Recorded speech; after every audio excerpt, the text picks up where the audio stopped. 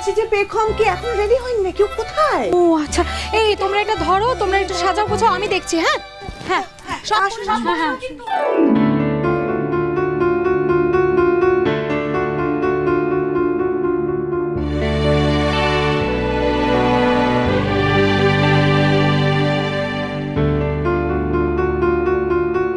এই তো আমার মেয়ে একদম রেডি হয়ে গেছে।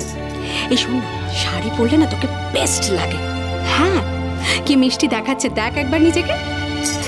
শোন, বিয়ের পর থেকে তুই কিন্তু শাড়ি পরবি, আর শাড়ি পরলে কোনো কাজ করতে অসুবিধা হয় না মেয়েদের। আমি বলছি শোন, শাড়িকে কিন্তু এত অবহেলা করার কোনো মানে নেই। আচ্ছা বেশ, এবার পুজোতে আমি তোমাকে 4টে শাড়ি কিনে দেবো, তুমি মন ভরে পরো। এই ব্যাপারে মুডটা ভালো আছে মনে হচ্ছে। এই বিয়ে বিয়ে ভাইবটা ভালো লাগছে তো? আমি জানতাম, বল না ভালো লাগছে না? হ্যাঁ, তোকে তো আগেই বলেছিলাম ভালো লাগবেই। আর যেই মুহূর্তে পাকা দেখাটা হয়ে যায় না, তখন এই সঙ্গীত মেহেন্দি সব কিছু হতে থাকে, আর সঙ্গে সঙ্গে বিয়েটা একটা উৎসব হয়ে যায়, বুঝলি? চুপ করো তো মা, আমাদের বাড়িতে সঙ্গীত মেহেন্দি ওসব হয়েছে নাকি? হওয়ারও কোনো দরকার নেই।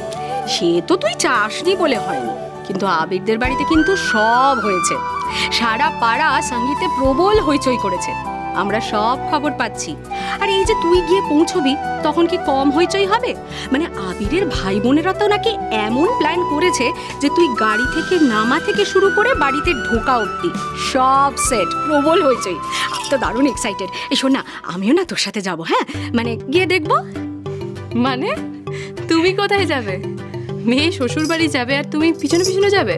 ও মা, এলাও করলে না যাওয়ার কি আছে? মানে আজকাল তো নিয়ম টিয়ম কেউ মানে না।